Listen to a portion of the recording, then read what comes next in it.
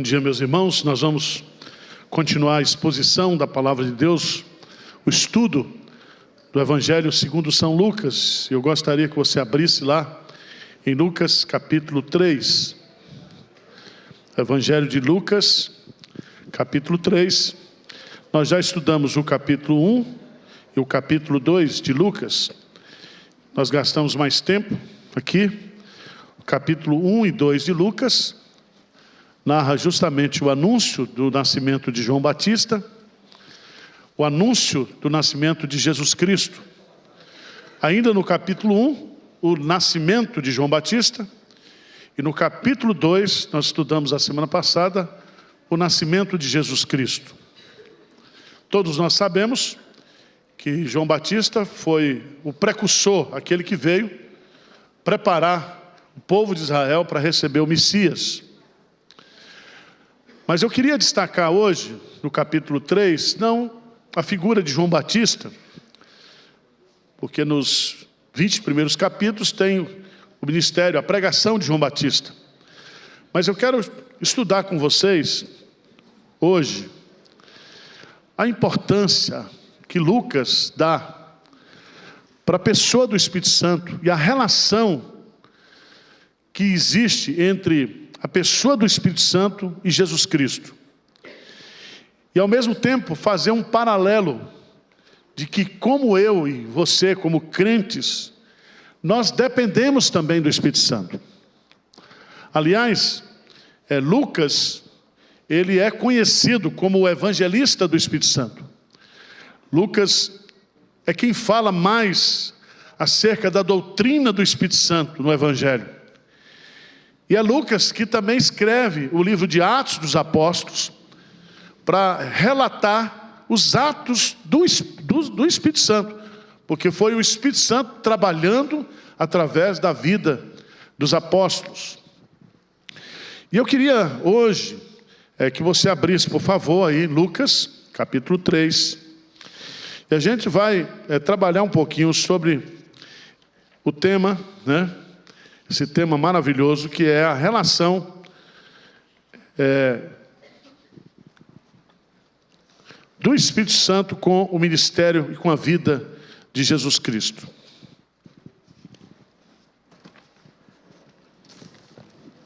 Para ficar assim mais bonito, homileticamente, a gente pode falar sobre o poder do Espírito Santo na vida de Jesus. E o poder que o Espírito Santo deve ter também na vida de nós como crentes. Vamos ler, por favor, como referência, Lucas capítulo 3, versículo 21 e 22. Vamos ler juntos? Lucas capítulo 3, versículo 21 e 22. Vamos ler juntos? O que aqui diz aí? E aconteceu, ao ser todo o povo batizado, também foi Jesus, e estando ele a orar, o céu se abriu, e o Espírito Santo desceu sobre ele, em forma corpórea, como pomba. E ouvindo-se uma voz do céu: Tu és o meu Filho amado, em quem te me comprazo. Amém. Quando a gente estuda a teologia sistemática, o primeiro capítulo da teologia sistemática se chama teologia propriamente dita, ou teontologia. E ali a gente estuda o ser de Deus.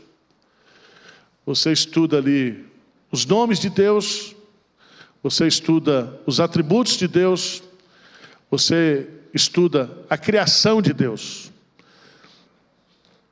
E, consequentemente, ao estudar a pessoa de Deus, você estuda a doutrina da Trindade. Deus Pai, Deus Filho e Deus Espírito Santo. Mas nós sabemos que existe um capítulo da teologia sistemática que é muito desprezado e que precisa ser estudado pela igreja, que nós chamaríamos de pneumatologia. O que significa a palavra pneumatologia? É justamente pneuma, espírito, é você estudar separadamente da doutrina da Trindade, a doutrina da pessoa e da obra do Espírito Santo. Quando você estuda a cristologia, você estuda a pessoa de Cristo. Quando você estuda a soteriologia, você estuda a obra realizada por Cristo, aplicada na vida do crente. Mas nós precisamos, como igreja, estudar esse capítulo, que muitas vezes é desprezado em algumas teologias sistemáticas, mas não é desprezado pela Bíblia, que é concentrarmos o nosso estudo na pessoa e na vida, na obra, no ministério, nas bênçãos que o Espírito Santo traz para a vida da igreja. Amém? Então hoje nós vamos estudar um pouquinho, porque Lucas, ele é alguém muito especial, usado pelo Espírito Santo para tratar dessa matéria. E o livro de Lucas, ele pode ser chamado de o Evangelho do Espírito Santo, porque somente Lucas descreve o Espírito Santo na vida e no ministério de Jesus. O seu objetivo, como escritor, é nos desafiar também, como crentes, como discípulos de Jesus, a viver e a depender mais do poder e da obra do Espírito Santo. Tá bom? Então vamos lá. Em primeiro lugar, eu queria que você observasse o que está lá em Lucas, capítulo 1. Lucas, capítulo 1, no versículo 35.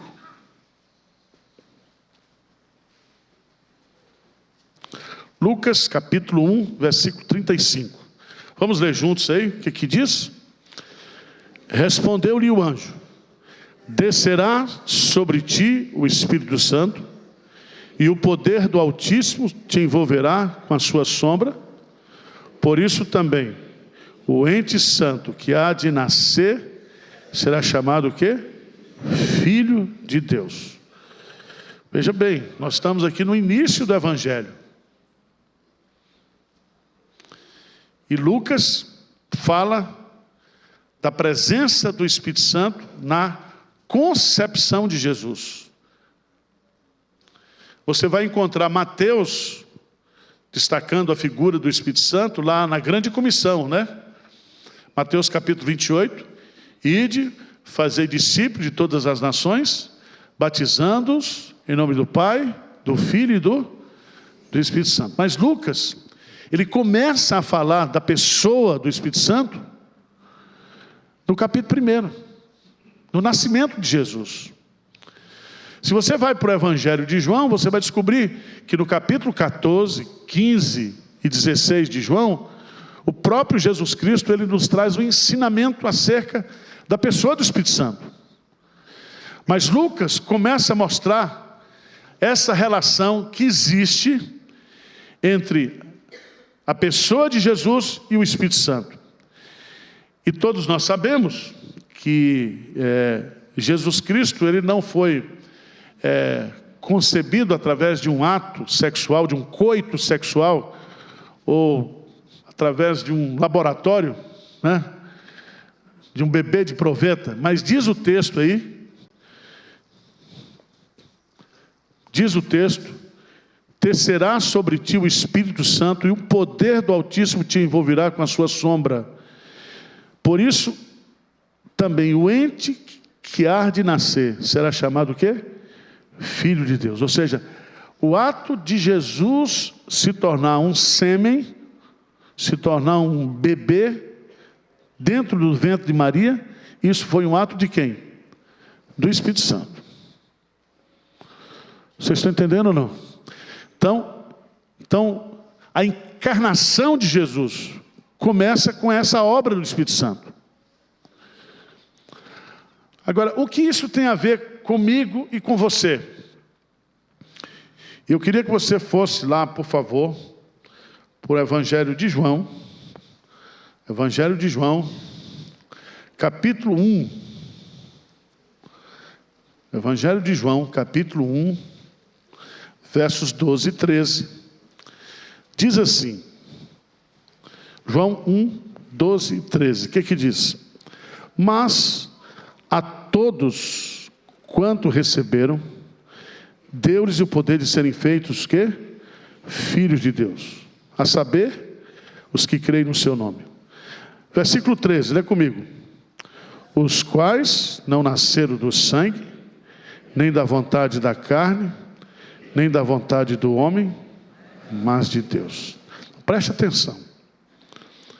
Se na concepção de Jesus, o autor dessa concepção foi o Espírito Santo. Quando nós vamos entender a doutrina da regeneração, do novo nascimento, ou seja, quando é que eu recebo a vida de Deus? Quando é que eu me torno uma nova criatura? É justamente no ato da regeneração. Eu nasci de novo.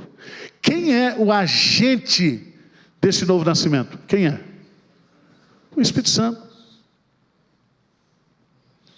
Então é o Espírito Santo que vai trazer para mim, um homem carnal, a vida de Deus.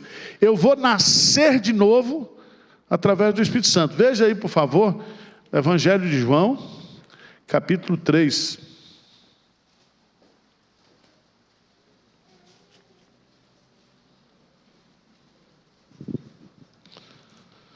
Versículo 6, o que diz aí? João 3, 6, o que diz? O que é nascido da carne e o que é nascido do Espírito é Espírito. O que é nascido da carne é? Ou seja, você nasceu da carne, tá? Papai e mamãe não tomou anticoncepcional, você nasceu. Você não estava programado, mas veio, né? É assim? Não, você nasceu.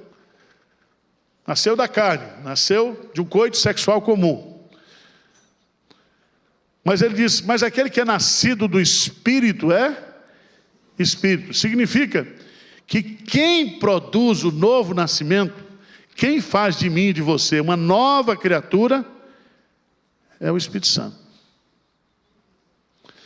Então, quando é que o Espírito Santo começa a trabalhar na vida de uma pessoa? No novo o quê? Nascimento.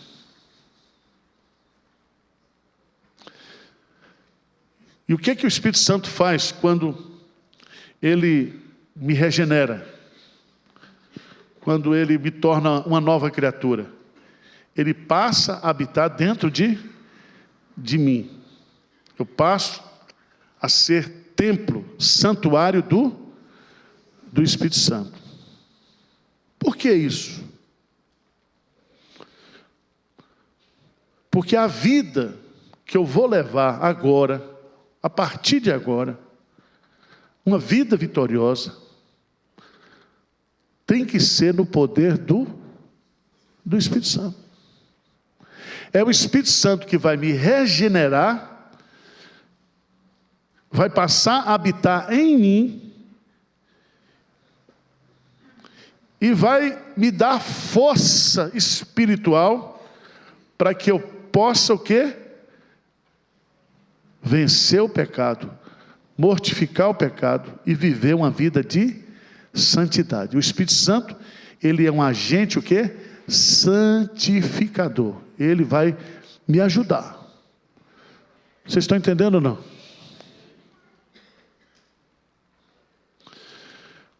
Veja lá em Atos dos Apóstolos, capítulo 2. Atos dos Apóstolos, capítulo 2.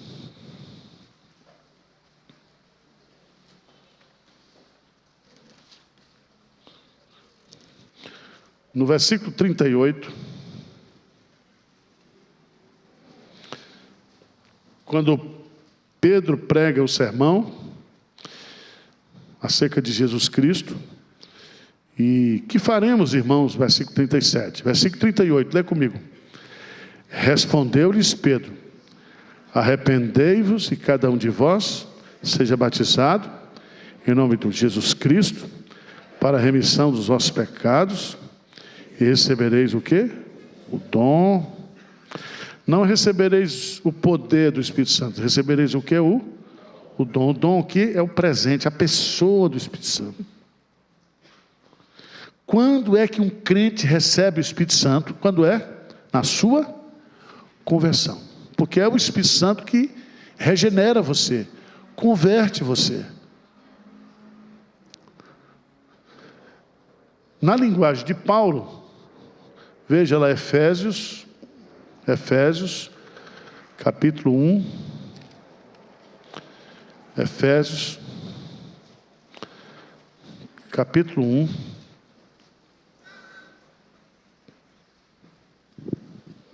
Versículo 13, diz assim: em quem também vós, depois que ouviste a palavra da verdade, o evangelho da vossa salvação, tendo nele também o quê? Crido, fostes o quê? Selados com o Santo Espírito o qual é o penhor, a garantia da nossa herança, até o resgate da sua propriedade em louvor da sua glória. Então, no dia que você foi convertido pelo Espírito Santo, regenerado, você nasceu de novo, você recebeu o dom do Espírito Santo, e esse dom é o penhor, é o selo de propriedade. Você agora não pertence a si mesmo, mas pertence a Deus. Amém? É a mesma coisa você comprar um carro financiado no banco. Você deu a entrada e parcelou em 36 meses. O carro continua não no seu nome, continua no nome do banco. E o carro está o quê? Penhorado. Quando é que esse carro vai ser seu? Depois que você o quê? Pagar tudo. Você está penhorado. Então, nós estamos penhorados, nós somos propriedades de Deus. E a prova disso é que eu tenho o quê? O Espírito Santo. Aí vai lá para Romanos, capítulo 8. Romanos,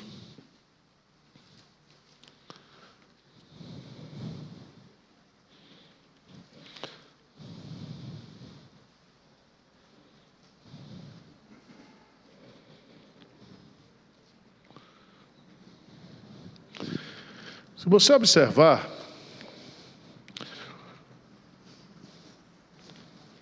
no versículo 9, Romanos 8, 9, o que é que diz? Bem forte, o que é que diz? Vós, porém, não estáis na carne, mas no Espírito. Se de fato o Espírito de Deus, se alguém...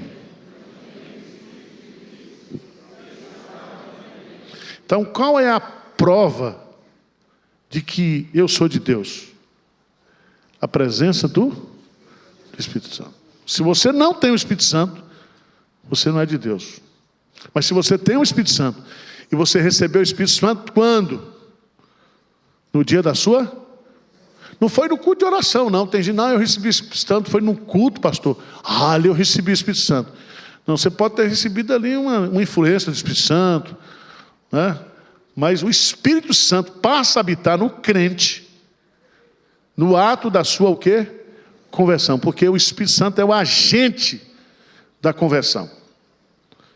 Quem entendeu, levanta a mão. Então vocês tudo tem o Espírito Santo aqui. Uns mais bonitos, outros mais feios, mas todo mundo tem. Mas ajuda o Espírito Santo, tá? Segunda coisa importante que eu queria destacar aqui, Atos 2:40, ou Lucas 2:40, por favor. Lucas, capítulo 2, versículo 40. Lucas 2:40. O que diz Lucas 2:40? Vamos lá. Vamos ler bem forte aí, Lucas capítulo 2, versículo 40. Está falando, Jesus nasceu, mas Jesus também teve uma vida normal. Ele se tornou bebê, criança, junior, adolescente. Mas Lucas 2,40, o que diz aí?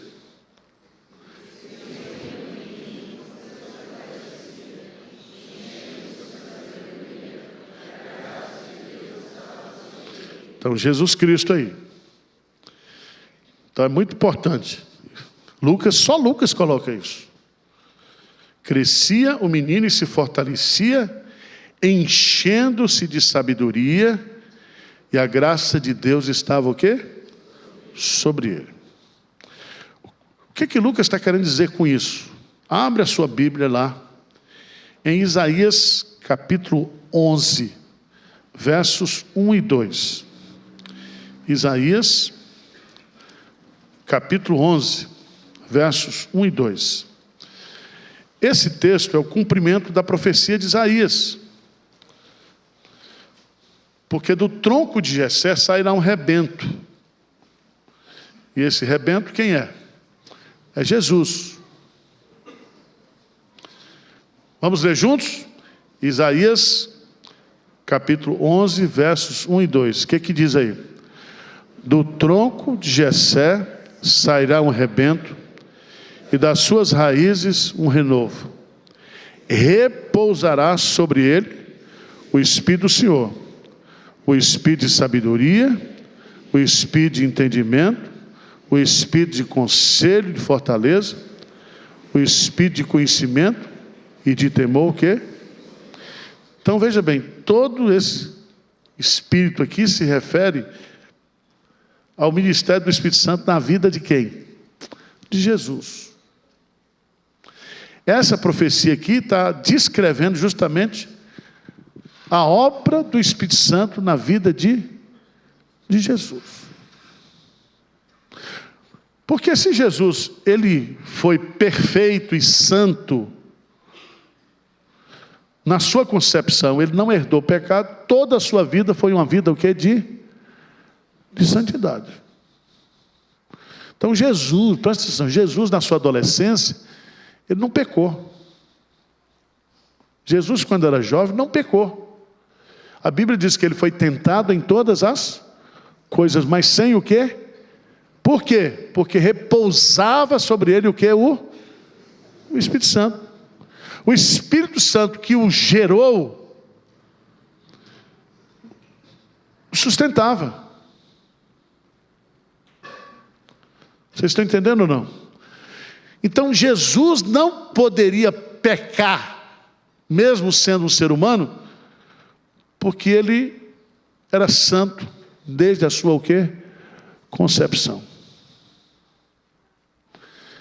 Então esse negócio diz que Jesus teve um caso com Maria Madalena. Já ouviu falar nisso?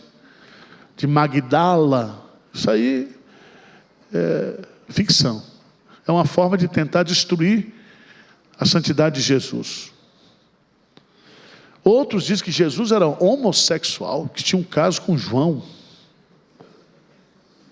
o apóstolo do amor. Não tem nada disso. Jesus foi homem o quê? Perfeito. Homem perfeito. Agora vamos para Lucas, terceira referência de Lucas. Esse texto que nós lemos aí, meus irmãos, Lucas capítulo 3. Então Jesus, ele foi concebido pelo poder do Espírito Santo. Durante a sua vida, até o início do seu ministério, repousava sobre ele o Espírito Santo, o Espírito da graça. Lucas capítulo 2, Lucas capítulo 3, no batismo de Jesus, vamos ver o que aconteceu. Lucas capítulo 3, versículo 21 e 22, o que diz aí? E aconteceu, todo o povo batizado, também o foi Jesus. E estando ele a orar, o céu se abriu, E o Espírito Santo desceu sobre ele em forma corpórea, como pomba, e ouviu-se uma voz do céu: Tu és o meu filho amado, em quem me comprazo. Vamos parar um pouquinho aqui, vamos voltar um pouquinho aqui que eu pulei. Vamos lá para Romanos capítulo 8. Romanos capítulo 8.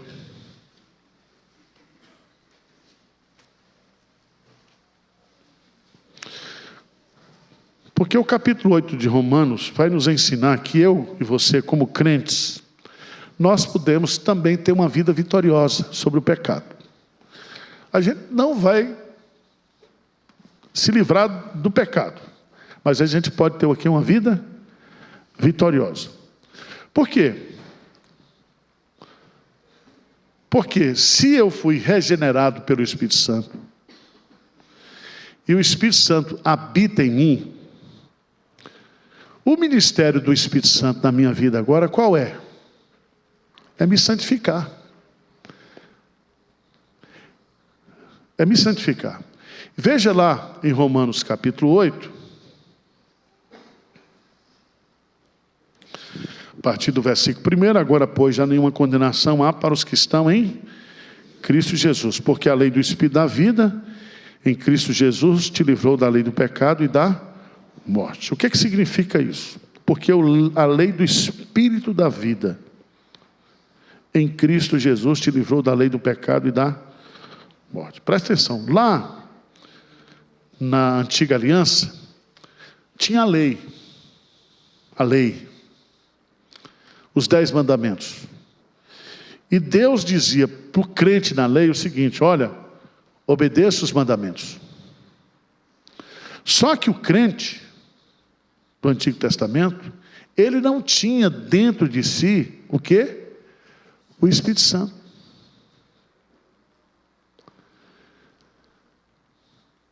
E aí, quando Jesus Cristo vem, e agora na conversão, eu recebo o Espírito Santo me converte e passa a habitar em mim.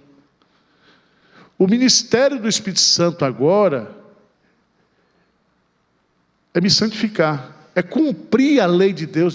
Porque lá no Antigo Testamento, você dizia assim: eu quero, mas eu não consigo. Mas agora você pode dizer: eu quero, mas o Espírito Santo quer me ajuda.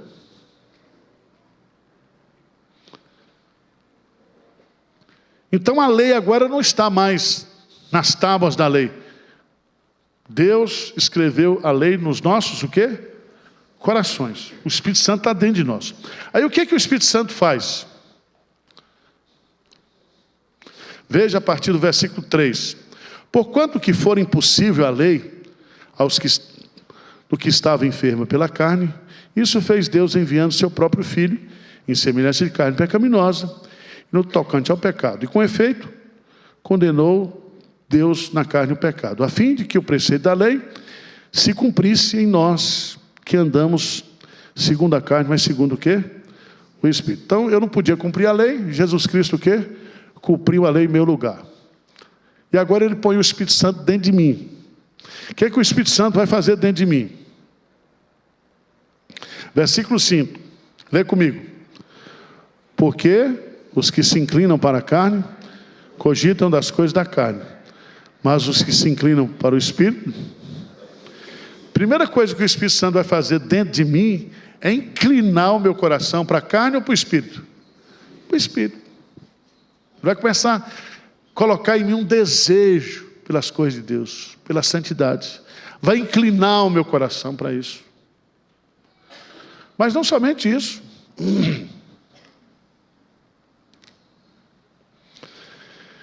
Você vai descobrir, no versículo 9, diz assim: vós, porém, não estáis na carne, mas no Espírito, se de fato o Espírito de Deus habita em vós. Se alguém não tem o Espírito de Cristo, esse tal não é dele.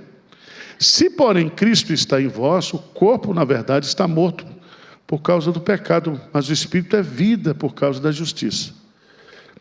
Se habita em vós o Espírito daquele que ressuscitou a Jesus dentre os mortos, esse mesmo que ressuscitou, vivificará também o vosso corpo mortal por meio do seu Espírito que em vós o que? Habitais. Versículo 12, lê comigo.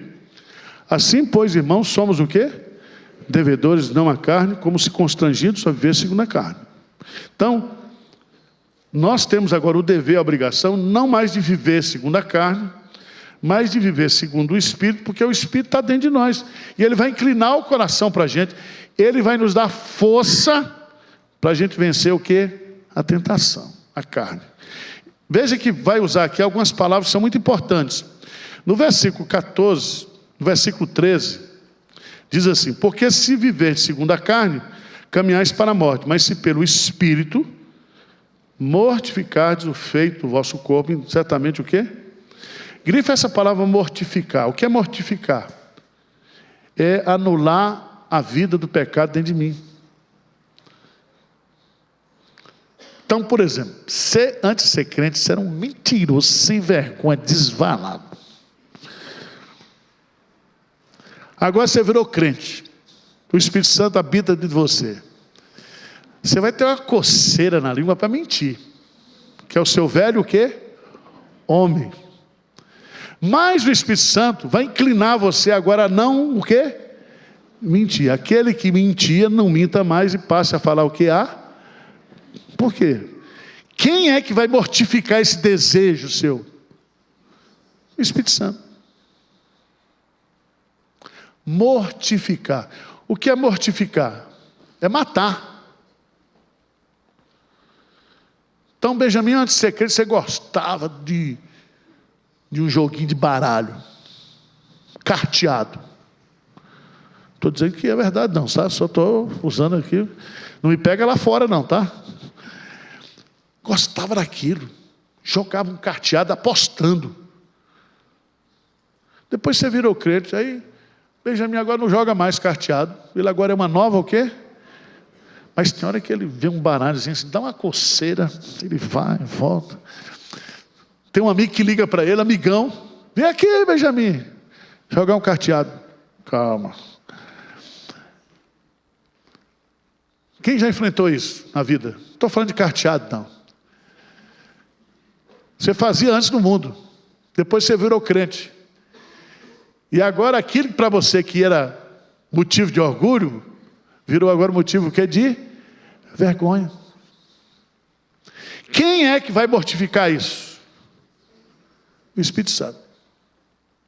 Você gostava de beber e você não podia ver uma garrafa na sua frente.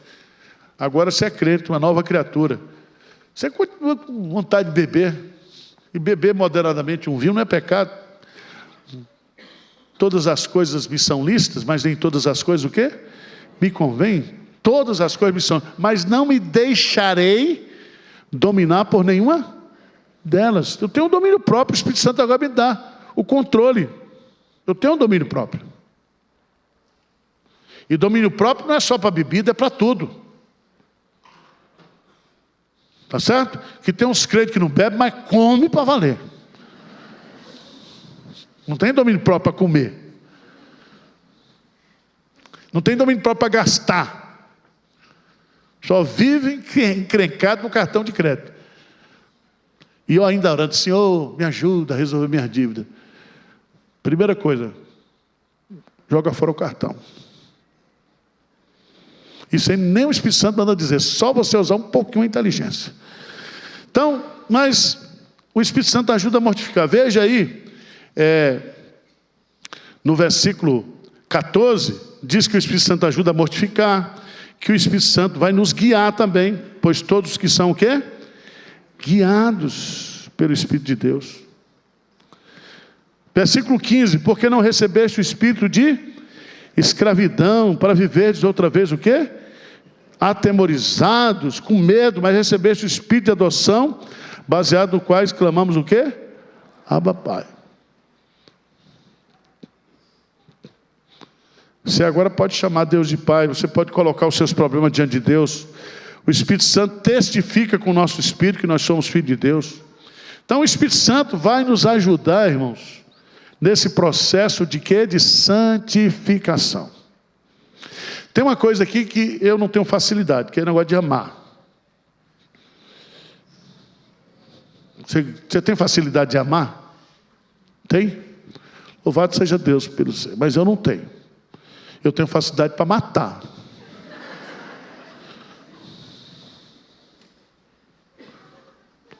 Mas a Bíblia diz, o meu mandamento é este, que vos ameis o quê? Uns aos outros, assim como vos. Se você diz que ama a Deus que não vê, e odeia o seu irmão que vê, você é o quê? Mentiroso. Mas eu fico pensando, Senhor, o Senhor me conhece. Aí só escolheu esse irmão, que esse irmão é difícil de amar. Tem uns irmãos difíceis de amar ou não tem? E Deus põe perto da gente. Podia botar longe, na China. Amar o irmão lá na China é uma beleza, é ou não é? Eu chego lá na Coreia, eu amo aqueles irmãos tudo. Mas não, Deus põe, diz que eu tenho que amar. Quem tem facilidade de amar aqui? Ninguém. Aí você vai descobrir, por exemplo, lá em Romanos, capítulo 5, veja lá, Romanos 5. Eu oro todo dia esse versículo.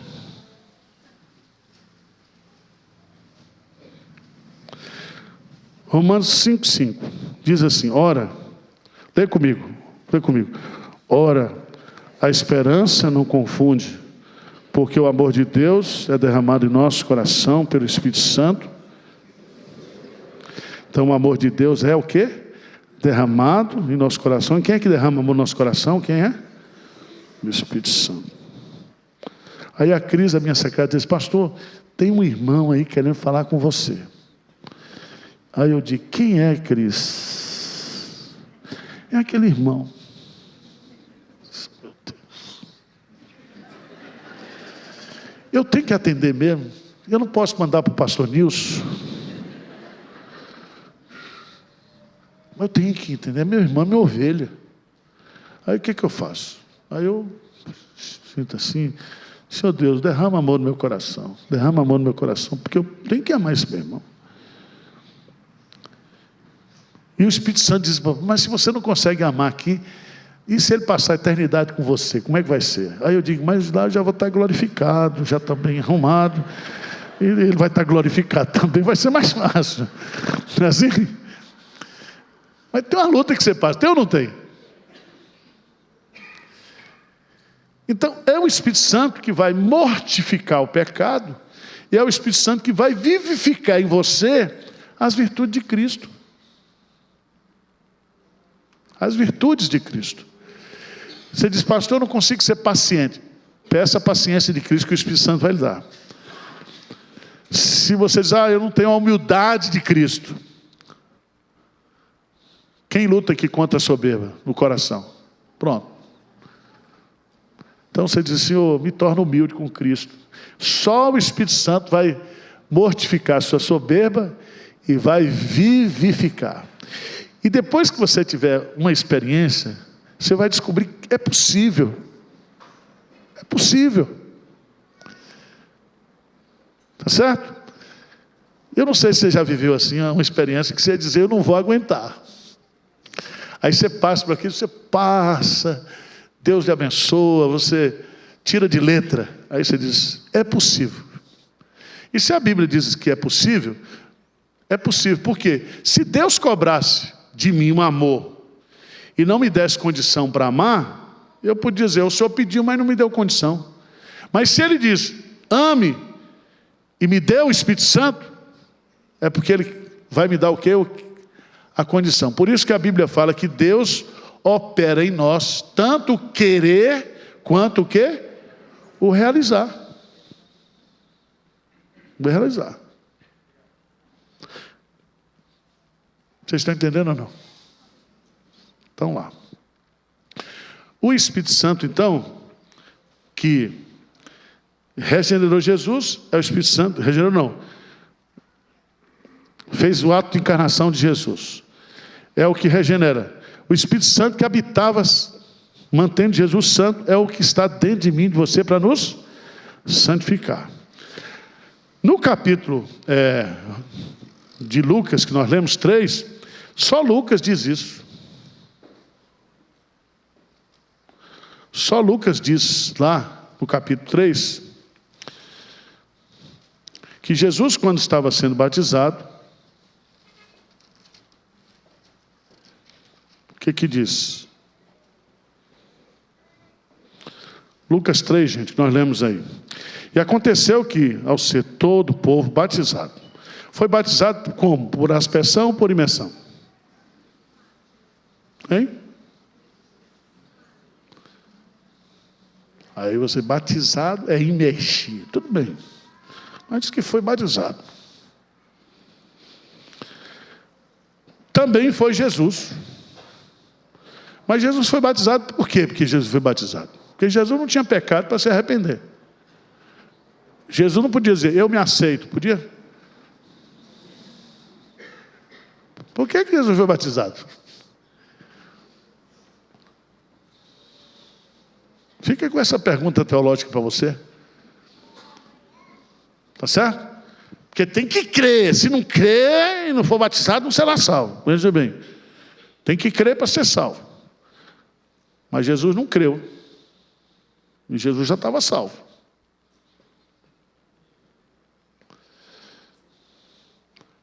Isso é um assunto, quando a gente fala de batismo infantil, é um ponto para a gente discutir.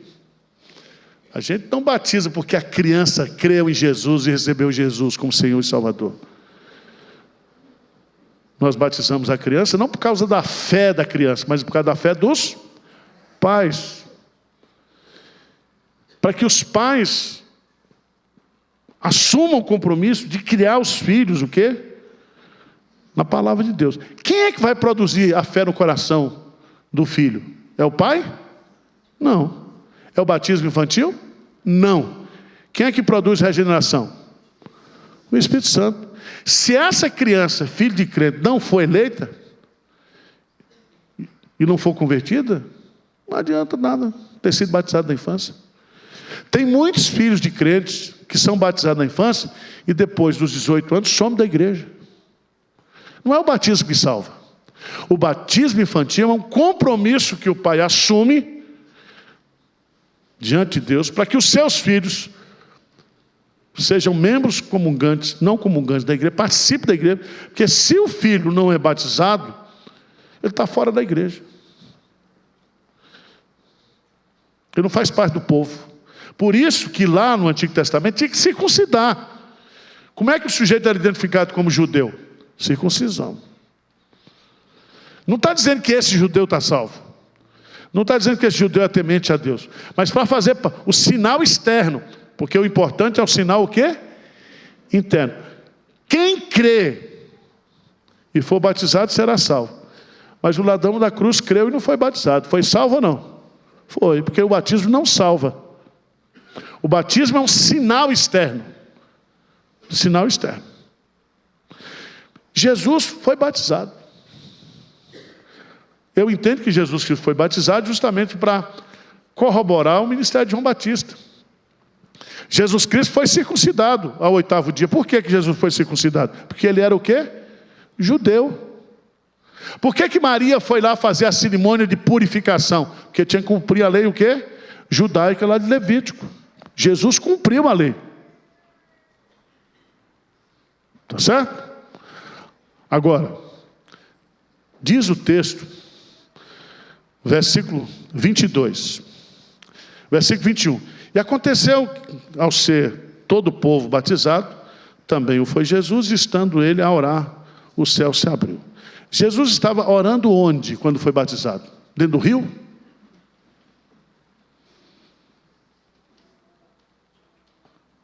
Jesus disse para João Batista, aguenta aí, João Batista. Mergulhou para orar. Aí, foi assim? Como é que é? Porque quando Jesus foi batizado, ele estava o quê? Orando. Só Lucas diz isso. Jesus Cristo precisava de orar? Precisava, sim. Qual é o ministério que Jesus exerce hoje nos céus? O ministério da intercessão. Ele intercede por nós. O único que diz que Jesus estava orando quando foi batizado foi quem? Lucas. Agora vamos lá, capítulo 4. Versículo 1, o que é que diz? Jesus cheio do Espírito Santo. Jesus estava como? Jesus Cristo, presta atenção, Jesus Cristo foi gerado pelo Espírito Santo. O Espírito Santo estava sobre Jesus. Tá certo? O Espírito Santo do batismo desceu publicamente sobre Jesus. E agora diz em Lucas 4 que Jesus estava cheio do Espírito Santo.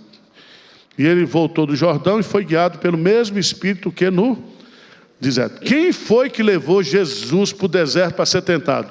Foi o quê? O Espírito Santo. Porque Jesus é o segundo Adão, é ou não é? O primeiro Adão, ele estava lá no paraíso. E ele foi tentado. E o primeiro Adão, quando ele foi tentado, o que aconteceu? Ele caiu. E porque ele caiu, o pecado passou para todos os que? Nós.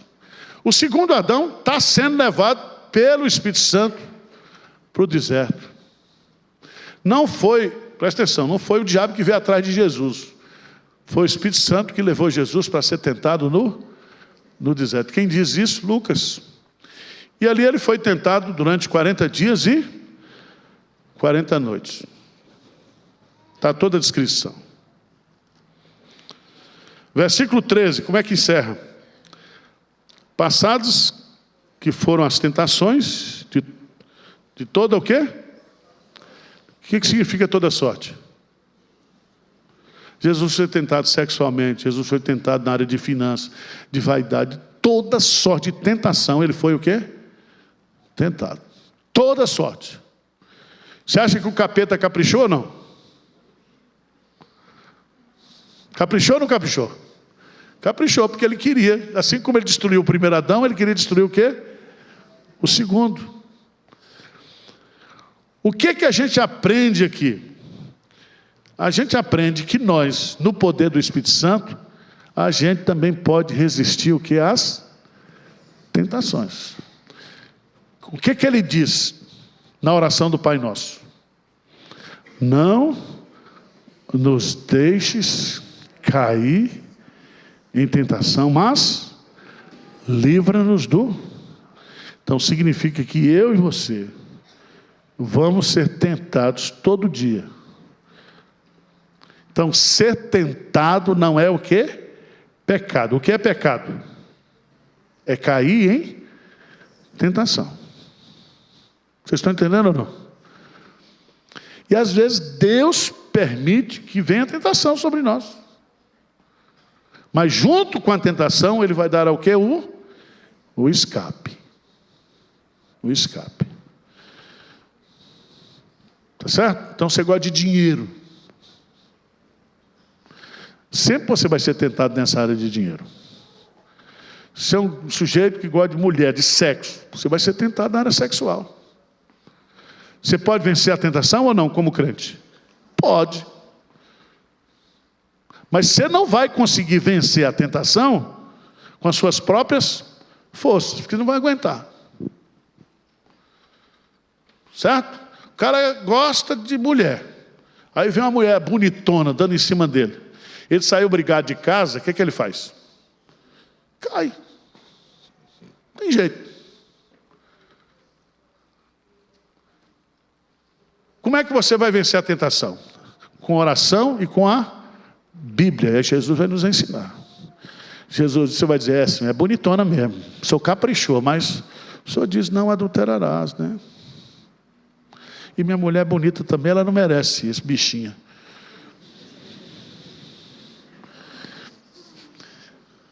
E a confusão que eu vou trazer? Meus filhos, minha casa. Vou estragar meu ministério, minha vida. Por causa dessa mulher. É bonita, o senhor caprichou, mas olha, sabe o que é bom? Eu não vou evangelizar essa mulher, não, porque tem crente que quer evangelizar o pecado. Não vou ganhar essa alma para Jesus. Sai dessa alma. Essa alma não quer ser ganha, não. Você tem que fugir da tentação. Fugir. Ó. Fugir. Fugir da impureza. Fugir da tentação. Certo? Você trabalha na sua empresa. Tem uma mulher lá, que não sei porque aqui na empresa, mulher casada com problema, quer conversar com um colega de trabalho. Para de conversar problema dos outros, você já tem os seus. Ah, mas estou passando por um problema. E você que é crente, você não podia me ajudar? Não vai nessa não. Ah, eu estou com um problema. É, eu também tenho. Cada um com seus problemas. Porque todo pecado começa assim. Começa com problema. Ah, estou passando por problema, não sei o quê. Aí vai. Ah, então saiu mais cedo. Vamos ali no bar, como é que é o nome daquilo que faz? Happy hour. Pronto. Quando falo em happy hour, eu fico todo arrepiado. Não quero saber de happy hour. Sai fora. Sai fora. A Bíblia diz que a gente deve fugir até da aparência o quê? Do mal. Do mal. Tinha um seminarista, na minha época de seminário, que ele gostava de evangelizar prostituta. Tudo bem, eu acho que é bonito o ministério. Eu falei, olha, eu não vou não. Não é o meu chamado. Não é o meu chamado. Porque a pessoa que quando vai evangelizar prostituta, vai evangelizar na Cracolândia, o cara tem que estar preparado. Espiritualmente, tem que ter, é uma coisa, é um combate de frente com o diabo. Certo? Não deu outra. Esse irmão nosso era coreano. Ele começou a ir, aí começou a gostar, porque ele ia uma vez por semana, começou a ir 5 vezes por semana. Eu falei, é muita consagração na evangelização. Não deu outra.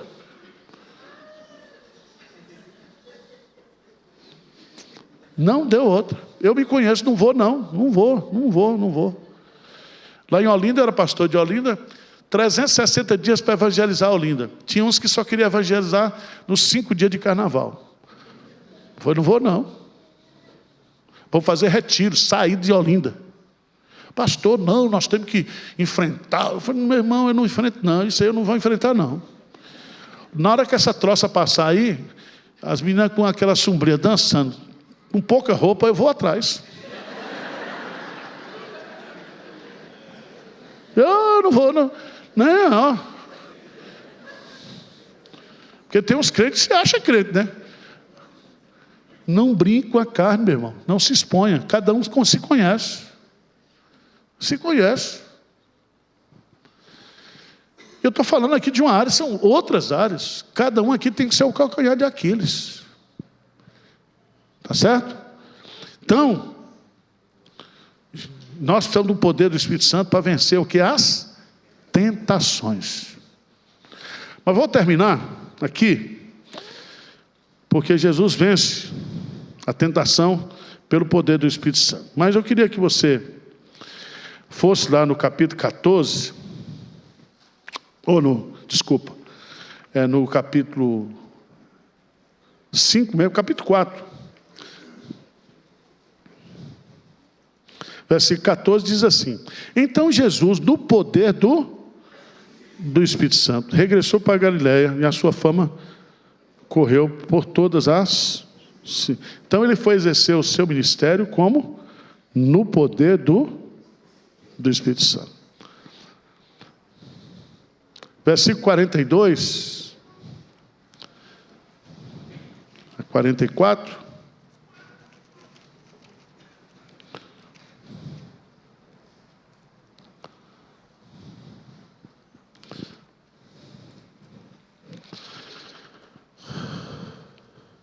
Diz que Jesus, saindo para um lugar deserto, as multidões o procuravam, instavam que não o deixasse, ele, porém, lhes disse: é necessário que anuncie o evangelho do reino de Deus também a outras cidades, porque para isso o povo vinha ali e saiu pregando em todos os lugares, no poder do o quê? Espírito Santo. Mas eu quero concluir, a hora está avançada, porque nós lemos lá em Romanos Eu queria que você fosse lá em Romanos capítulo 8. Romanos capítulo 8. Só para a gente encerrar. Romanos 8 vai dizer para nós, eu já li esse versículo aqui.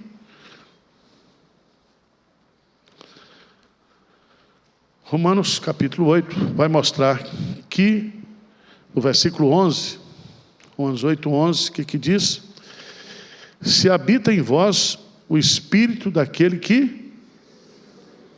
Quem foi que ressuscitou Jesus dentre os mortos? Quem foi? O Espírito Santo. Então o Espírito Santo está com Jesus desde a sua concepção, o seu crescimento, o seu batismo, o seu ministério, no momento que ele morre na cruz e no momento que ele o quê? Ressuscita. Então toda a vida de Jesus, todo o ministério de Jesus foi assistida pelo Espírito Santo. O que é que Lucas quer ensinar para a gente? Para mim e para você? Que eu e você também, como crentes, à semelhança de Jesus, nós dependemos do Espírito Santo para tudo na vida. Veja, vamos ficar de pé para a gente encerrar. Gálatas, capítulo 5.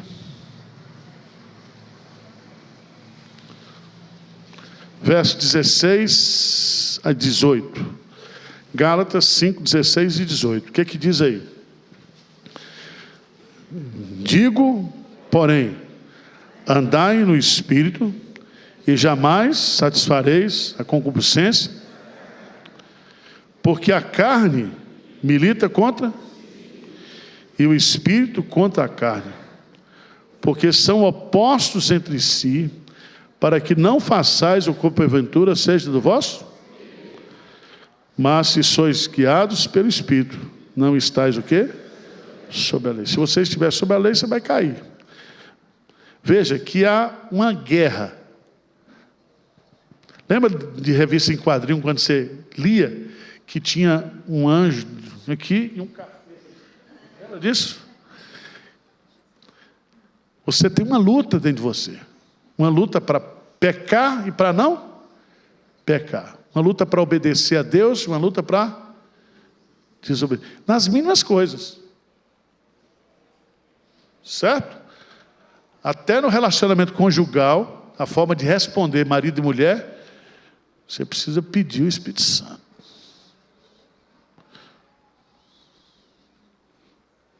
Melhor coisa para... Você já começa dizendo, ela tem razão. Você está certa, minha filha. Mesmo que não esteja, mas você está certa. Você já está mortificando a carne. Você está certa. É assim ou não é? Mínimas coisas. Porque às vezes a gente quer viver uma vida espiritual tão extraordinária, começa vivendo dentro de casa. Nas coisas simples. Na forma de responder, na forma de agir. Está certo? Na forma de tratar um filho, uma filha. Vamos viver a vida cristã dentro de casa. Amém? Senhor Deus, nós te louvamos por esse ensino precioso sobre o Espírito Santo na Bíblia. E o Senhor conhece aqui, cada um tem sua luta. Tem o seu passado de pecado que foi vencido, mas muitas vezes vem à tona e cada um aqui luta contra os seus pecados, contra a presença do pecado. Mas a tua palavra nos diz que nós podemos mortificar os nossos desejos pecaminosos, nós podemos matar o velho homem e ter uma vida mais santa, uma vida mais santificada. Não uma vida hipócrita, Senhor. Uma vida sincera. Que nós não tenhamos medo de fugir do pecado. E que nós possamos sempre ter coragem de pedir perdão, de pedir ajuda nos momentos que precisamos do Senhor. Não nos deixe cair em tentação, Senhor, mas livra-nos do mal. É a nossa oração em nome de Jesus. Amém.